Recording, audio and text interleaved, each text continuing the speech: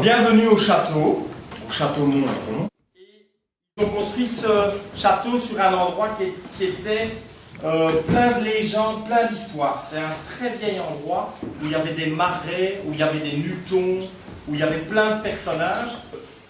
Quand on va dans les différentes pièces, parce qu'il y a beaucoup de pièces dans toute la maison, on entend des craquements, on entend des chuchotements, et il y a plein d'histoires qui rôdent dans chacune des pièces. Et c'est ce qu'on va vous raconter pour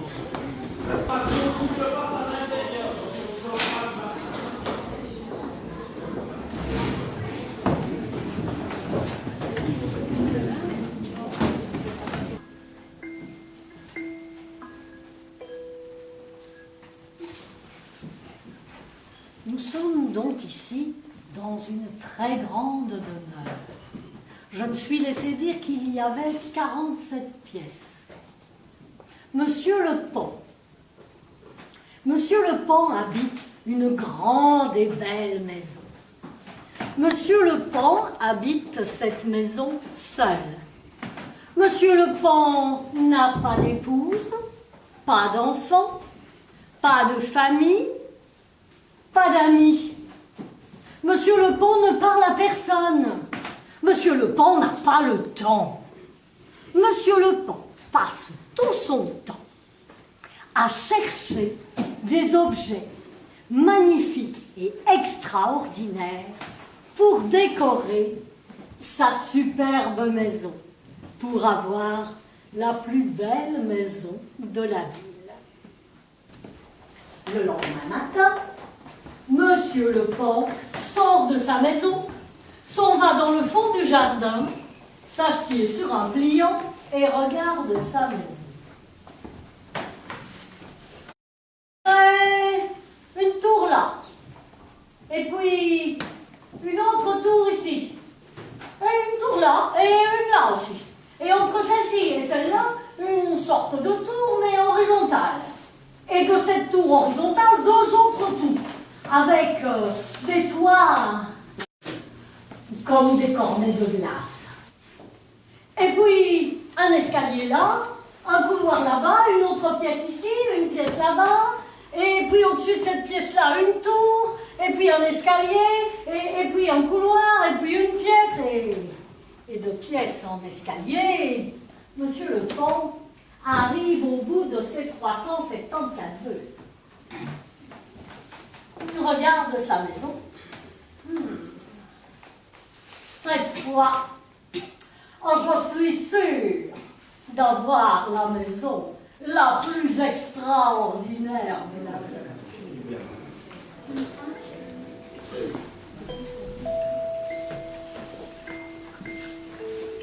La cuisine. La cuisine, c'est toujours un endroit où on se sent bien, non?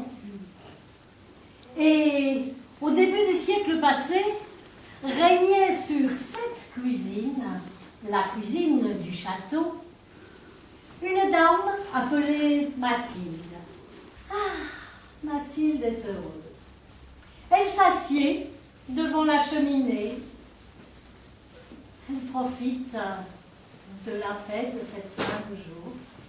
La porte s'ouvre, c'est son mari. Avec lui, une bourrasque de neige. Et dans ses bras, la chatte. La chatte regarde Mathilde.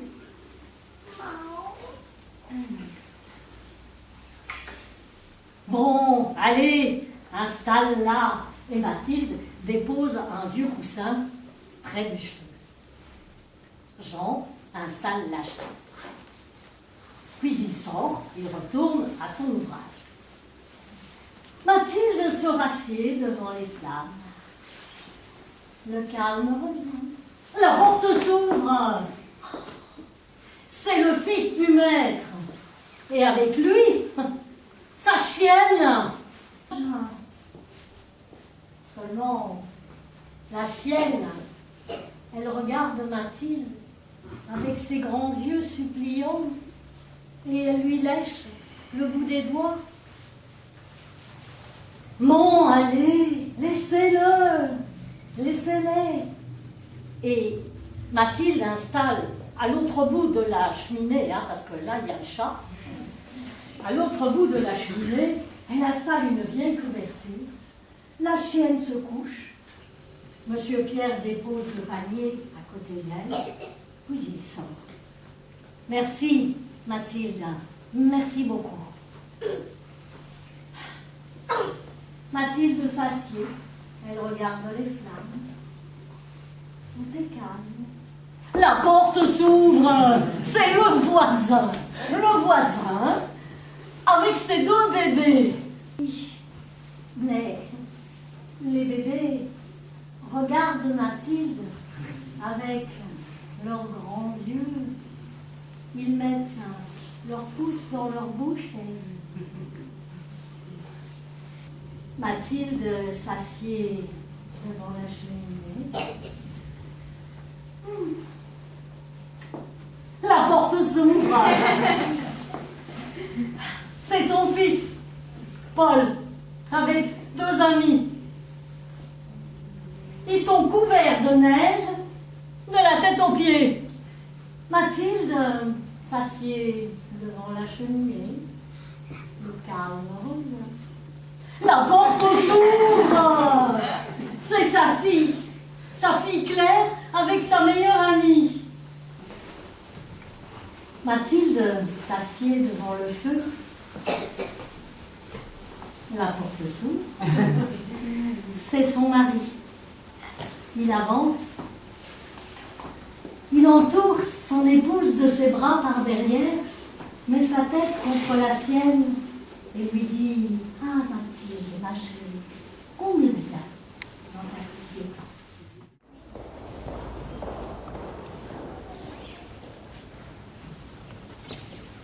Encore un petit effort d'imagination. Dans une vallée, un petit village. Un village de paysans. Et justement, un des couples de paysans a une petite fille. Elle n'a pas tout à fait un an, encore un bébé. Du mouvement attire son regard. Mais oui, mais autour de la tête de l'enfant vole tout un essaim d'abeilles. Et même, comme en dormant, la petite a ouvert la bouche, des abeilles entrent et sortent de sa bouche. Elles ne semblent pas lui faire de mal. L'enfant continue à dormir. Mais quand même, c'est dangereux. Alors, l'homme secoue la main, sa main blessée, dans l'essaim d'abeilles pour les chasser. Elle ne bouge pas. Et quand il abandonne, il regarde sa main. La blessure a disparu. Sa main est guérie. C'est comme s'il n'y avait jamais rien eu. Si je vous raconte cette histoire qui s'est passée il y a très très longtemps au Moyen-Âge, si je vous la raconte ici, aujourd'hui, c'est que cette petite fille, elle s'appelait Rita, et que nous sommes ici dans une église dédiée à Sainte Rita.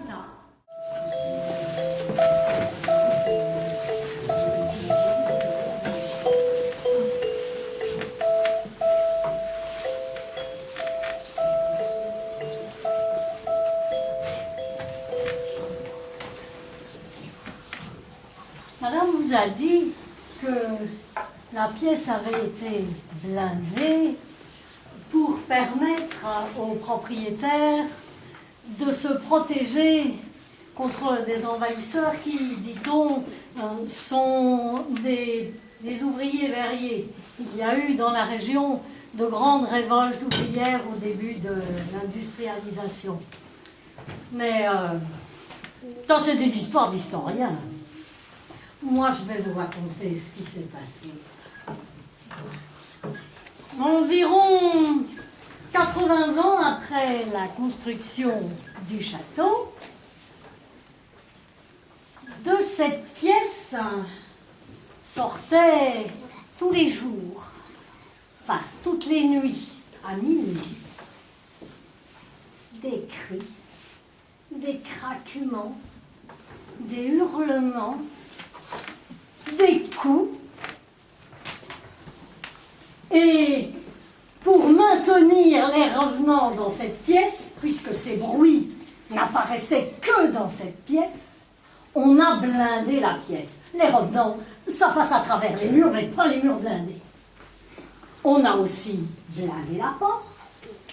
On a mis une grosse serrure. Et pour faire bonne mesure, un verrou en haut, un verrou en bas.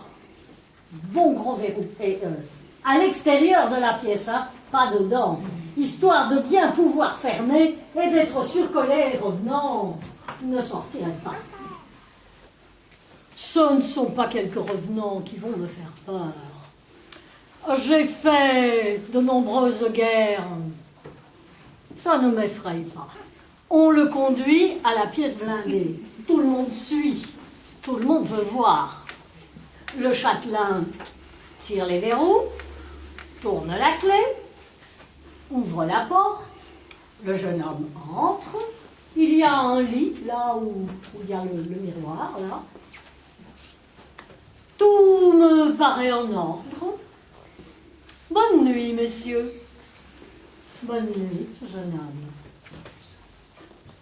On referme la porte, on pousse les verrous, on ferme la porte à double tour. Le châtelain met la clé dans sa poche et tout le monde redescend au salon. Mais la table, elle est là où vous êtes. Mais tout à l'heure, il n'y avait rien là. Pas de table, pas de chaise, et surtout, pas ces deux chevaliers du temps passé en train de jouer aux cartes avec acharnement. Et la partie doit valoir, parce qu'il y a un gros tas d'or d'un côté, et de l'autre côté un tout petit.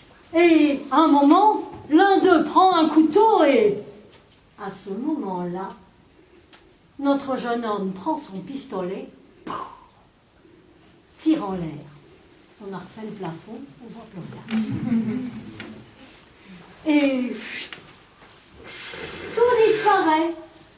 Plus de table, plus de chaises, plus de joueurs de cartes, plus de cartes. Reste sur le sol deux tas d'or, un gros et un petit. Et les âmes des deux joueurs furent apaisées. Mais les âmes des vivants, c'est une autre affaire. Il commença à partir de là un procès qui dura 2 générations. Voilà l'histoire de la procès.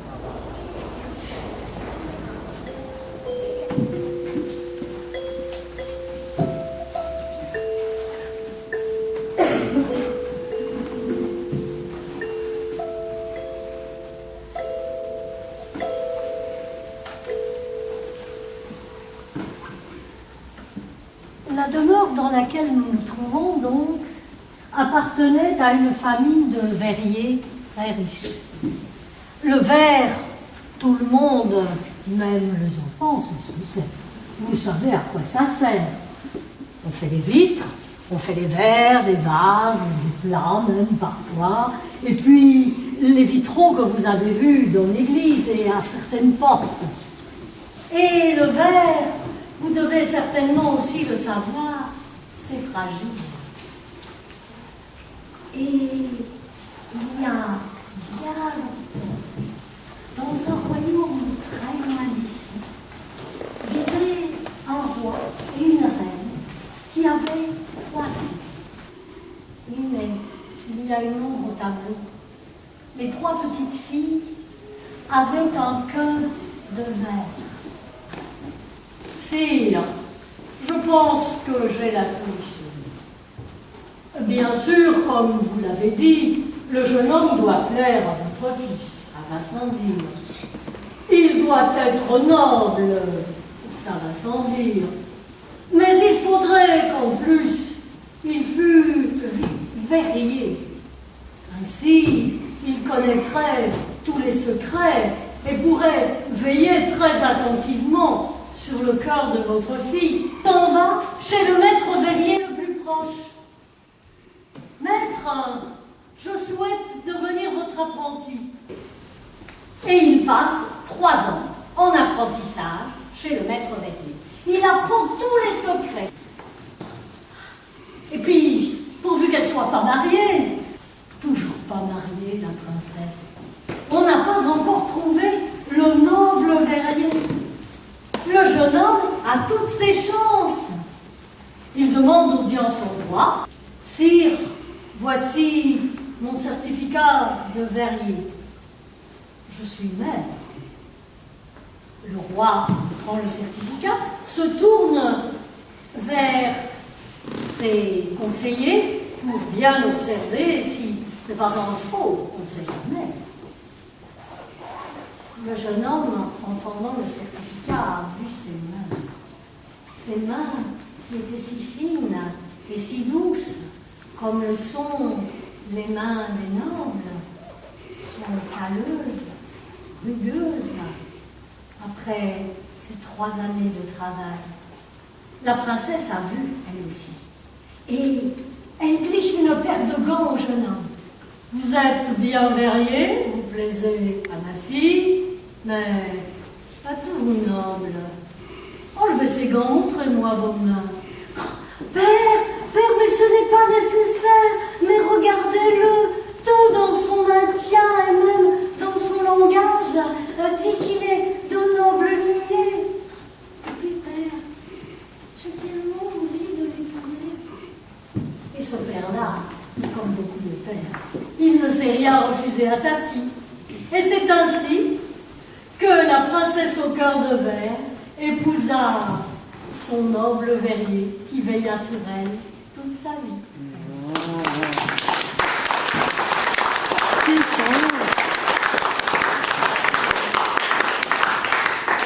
Ceci termine notre visite. J'espère que vous avez passé un bon moment. Je vous remercie pour votre écoute et à une prochaine fois peut-être.